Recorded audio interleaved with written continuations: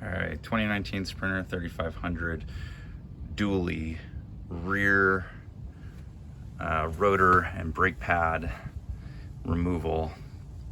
These are 21 millimeter sockets, and they are approximately 120 foot-pounds of torque to put them back on. So you probably have to use like 130 to break them off. I did not see any thread locker in there, so pretty straightforward. That's not so bad. What was worse is the shoe right there, this one, and there's another one down below. So there's two of them. They are a 24 millimeter socket, and they are, I believe, 160 foot-pounds of torque to get them back into place. And this top one is really tight. Like, there is just not a whole lot of room in here between here and here. By the time you get the bolt in here, there's very little room. So getting a torque wrench in there is just really tough. You know, so I had to use a smaller torque wrench, and so trying to apply 160 foot-pounds of torque is tough. That's really tough. That's, you know, almost full body weight. Almost, not quite.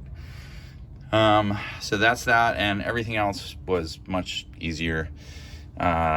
Pretty smooth getting everything off. Although, remember to turn off the emergency brake, because it does hold, it holds the rotor in place right here. It goes around and it just expands and then gets smaller. So it hits this part and it holds it in place. So make sure to take that off. This was very helpful, this tool.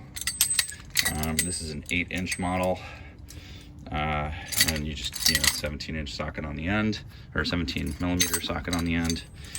And yeah, this thing, very helpful for getting this disc off. That one's stuck on pretty good otherwise, so getting that off is difficult. You can see here, it just pins right in the middle.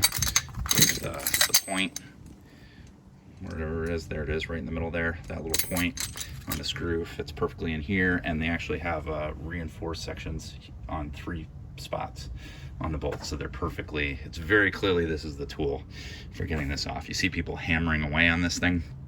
You don't want to hammer on this because you're keeping it, you're just putting it back.